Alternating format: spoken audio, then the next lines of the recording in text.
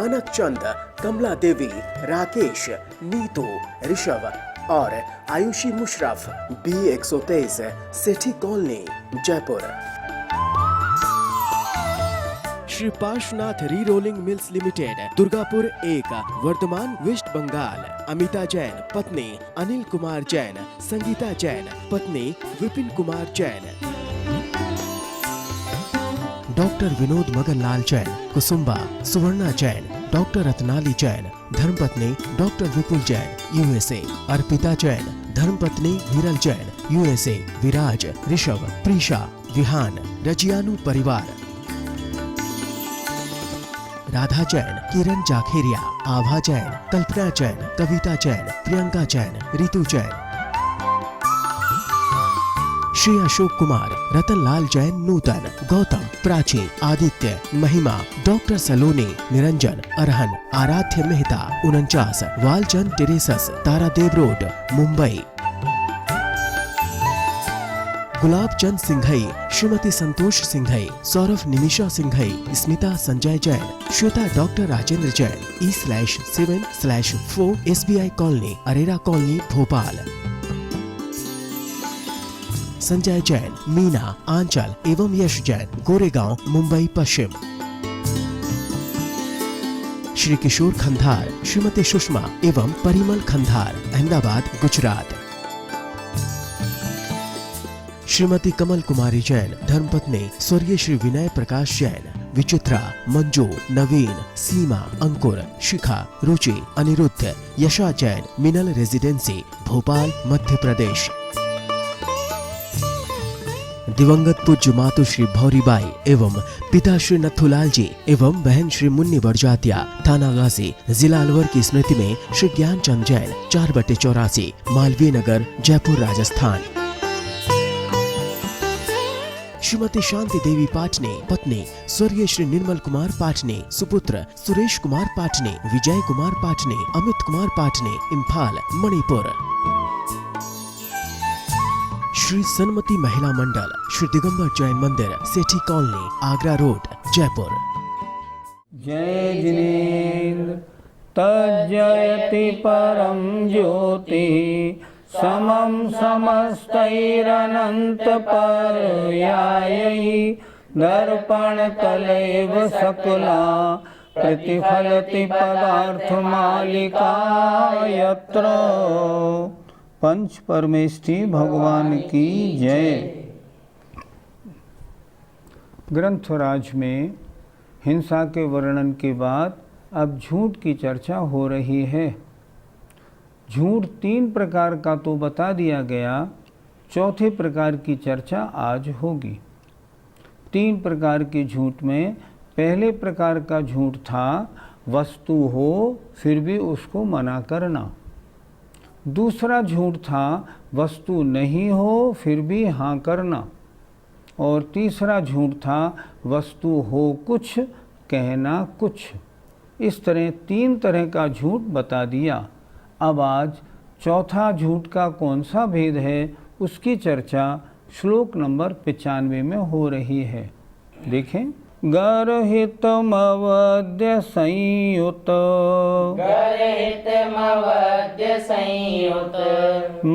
प्रियमपि भवति वचन रूपं यत् प्रियमपि भवति वचन रूपं यत् प्रियमपि भवति वचन रूपं यत् प्रियमपि भवति वचन रूपं यत् सामान्येन त्रेधा मतमिदमनृतं तुरीयं तु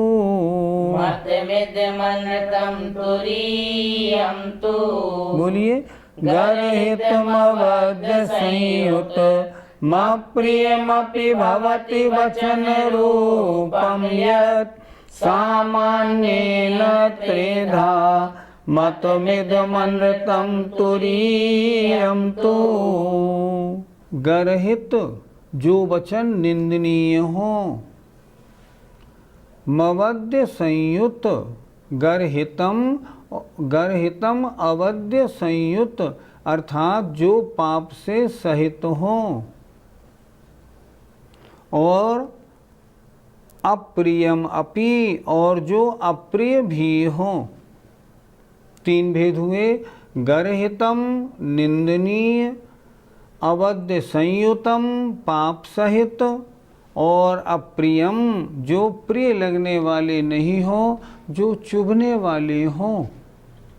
भवति होते हैं, वचन रूपम यत जो वचन इस रूप होते हैं, अर्थात जिन वचनों का रूप गर्हित माने निंदनीय, अवध्य संयुत माने पाप सहित और अप्रिय होता है। सामान्य से त्रेधा माने तीन प्रकार का मतम माना गया है। इदम तुरीयम अनृतम, यह चौथे प्रकार का झूठ। चौथे प्रकार के झूठ के इन्होंने तीन भेद कर दिए, एक गर्हित, अवध्य संयुत और अप्रिय, तीन प्रकार के भेद कर दिए। ये तीन प्रकार के भेद किसके हैं? चौथे प्रकार के झूठ के।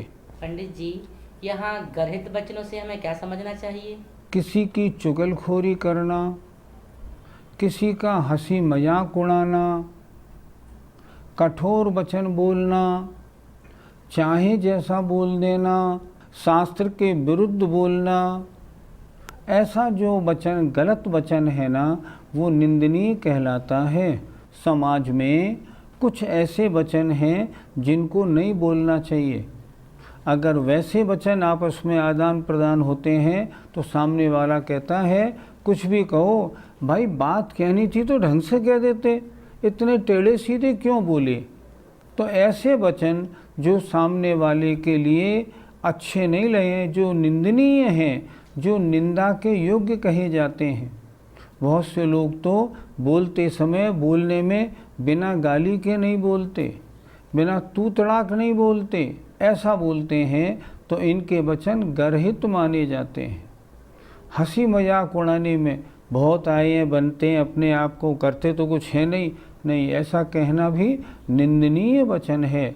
ऐसे वचन बोलते हैं, चाहे वो सच ही हो तो भी झूठ में गिने जाते हैं। पंडित जी, दूसरे वचन आपने बताए सावध्य, सावध्य वचन से हमें क्या लेना चाहिए? जिन वचनों के कहने से प्राणी पाप कार्य में लगे उसे कहते हैं सावध्य वचन। चाहे आपका कहना सच है फिर भी झूठ माना जाएगा। मैं आपके घर गया और मैंने देखा आपके यहाँ कॉकरोच हैं। मैंने कहा तुम कैसे आदमी हो, इतने कॉकरोच चल रहे हैं, ऐसा नहीं कर सकते, किसी एजेंसी से संपर्क कर लो और यहाँ दवाई छिड़कवा के सबको हटवा दो। ये जो आपके वचन हैं चाहे एक तरह से सच हैं उन्हें हटाने के मामले में, लेकिन झूठ हैं क्योंकि आपको पाप की ओर ले जाने वाले हैं।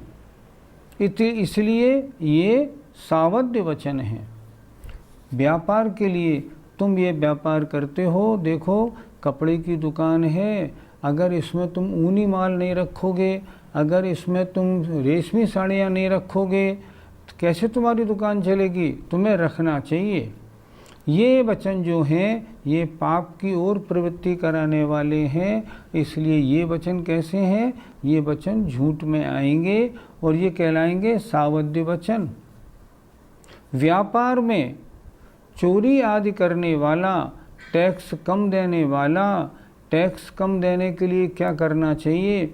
ऐसे जो वचन हैं ये वचन सावध्य वचन कहलाते हैं।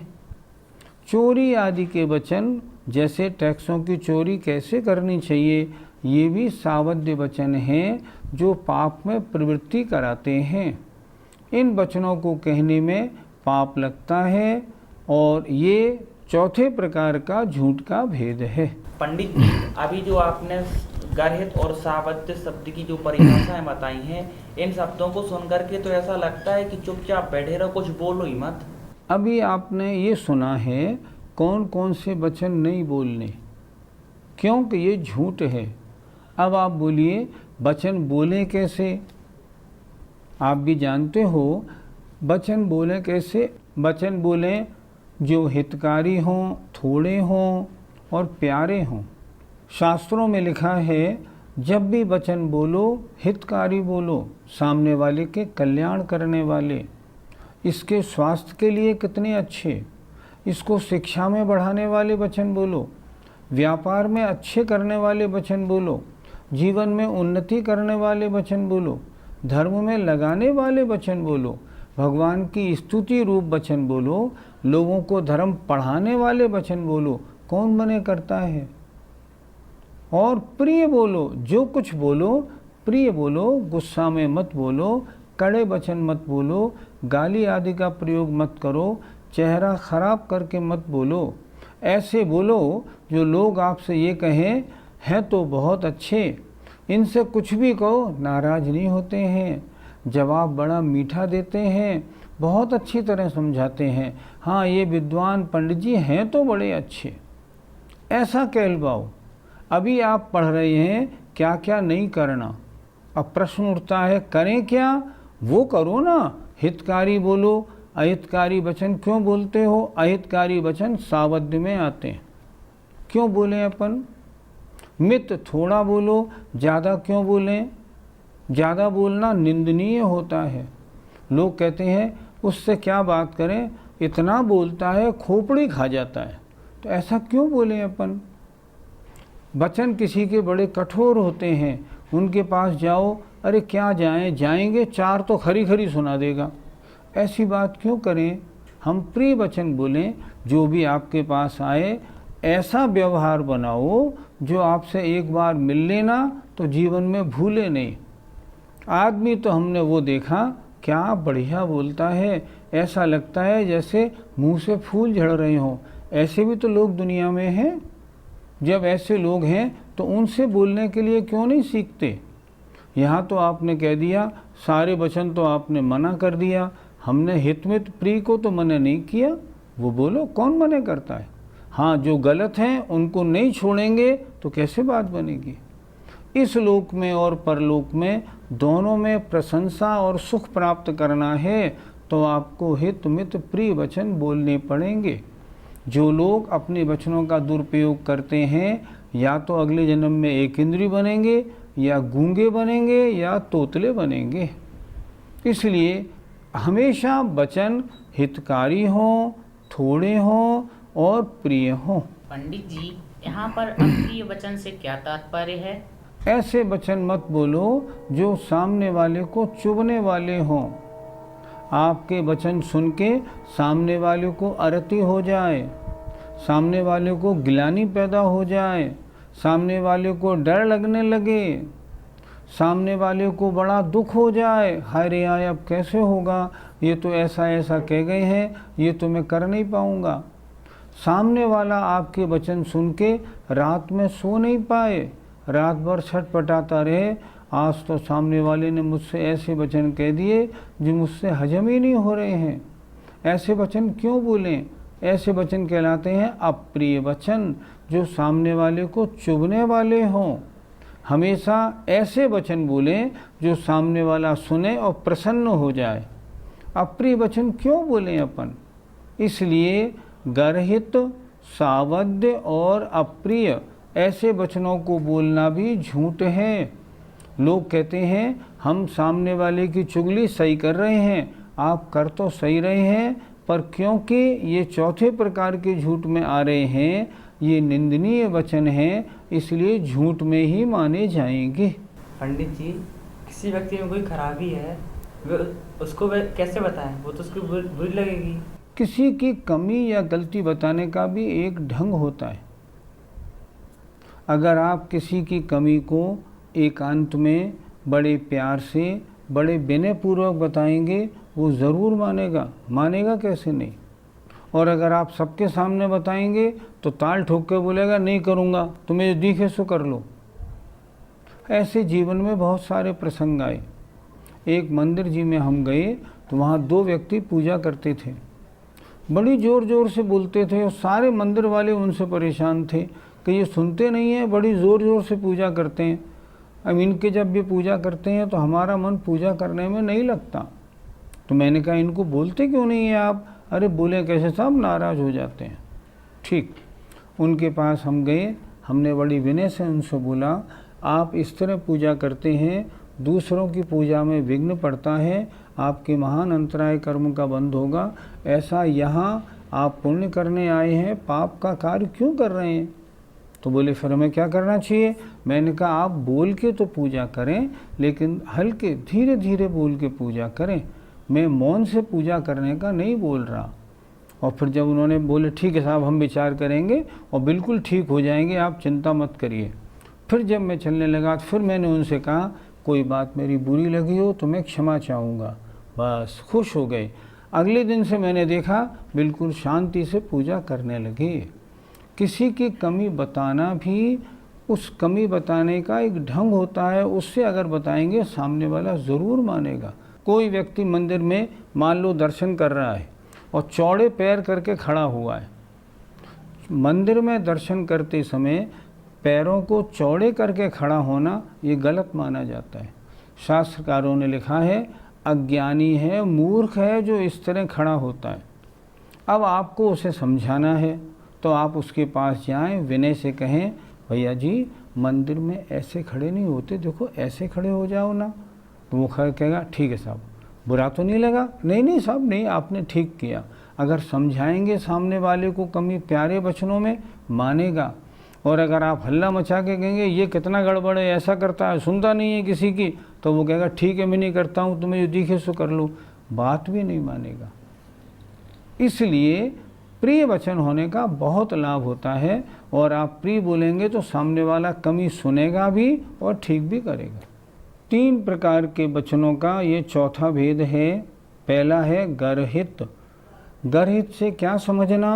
आचार्य ने अगले श्लोक में लिखा है पैशून्यहास गर्भम कर्कशमसमञ्जसं प्रलपितं च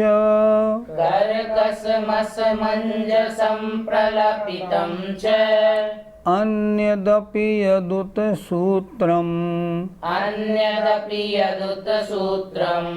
तत्सर्वं गर्हितं गदितं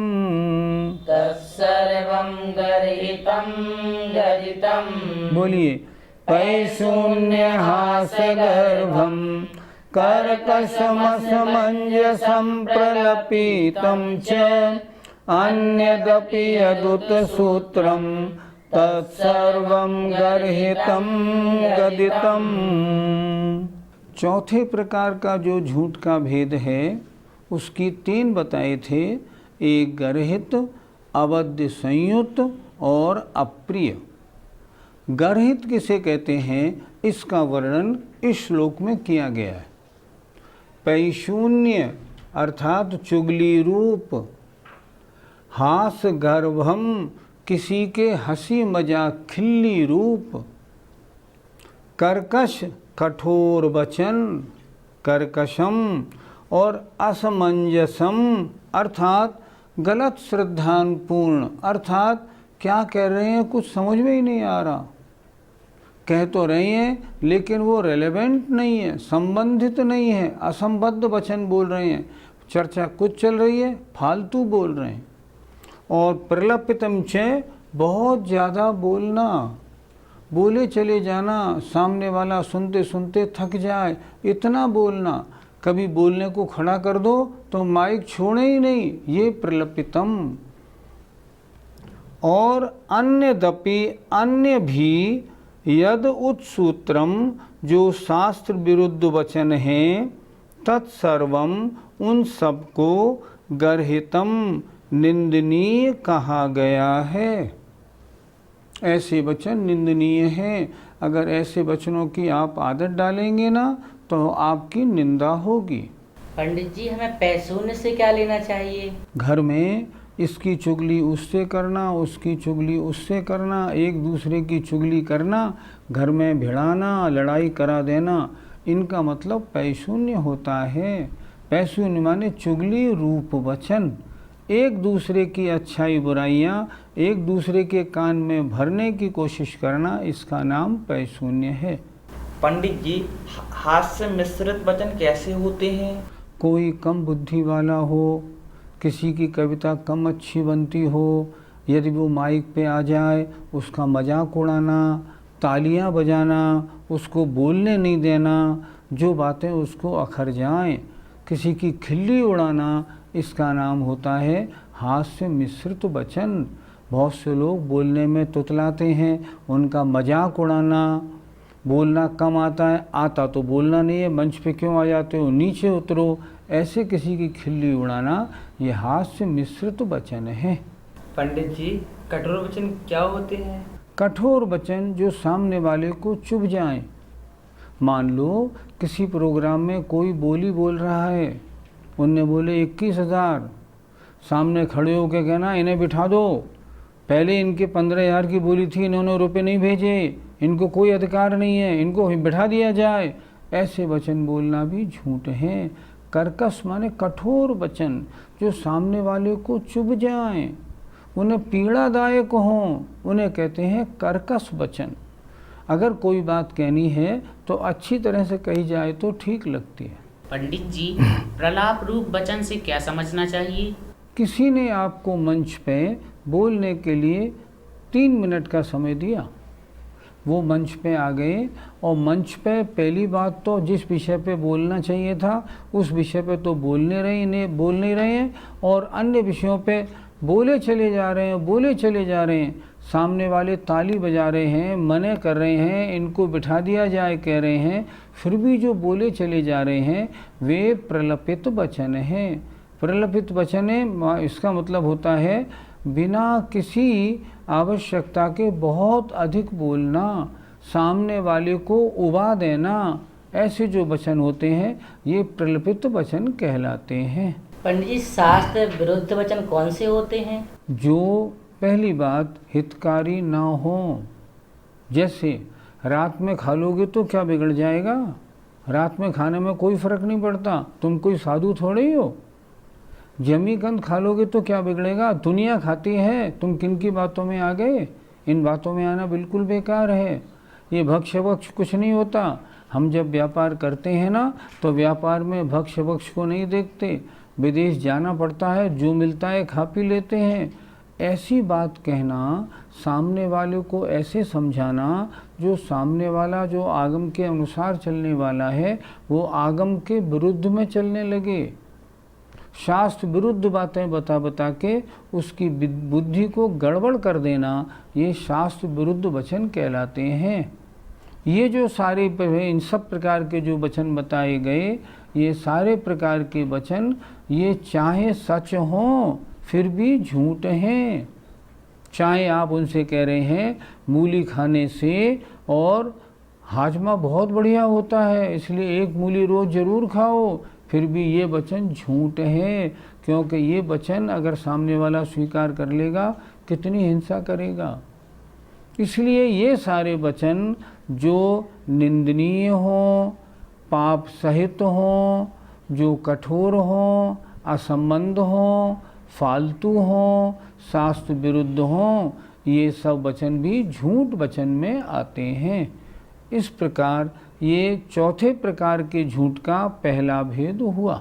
जय जिनेंद्र। मानक चंद, कमला देवी, राकेश, नीतू, ऋषभ और Ayushi Musharraf, B123, Sethi colony, Jaipur. Shri Parshwanath re rolling mills limited, Durgapur 1, Bardhaman, west Bengal. Amita Jain, पत्नी अनिल कुमार जैन, संगीता जैन, पत्नी विपिन कुमार जैन। डॉक्टर विनोद मगनलाल जैन, कुसुम्बा, सुवर्णा जैन, डॉक्टर रत्नाली जैन, धर्मपत्नी डॉक्टर विपुल जैन, USA। अर्पिता जैन, धर्मपत्नी हिरल जैन, USA। विराज, ऋषभ, प्रीशा, विहान, रजियानु परिवार।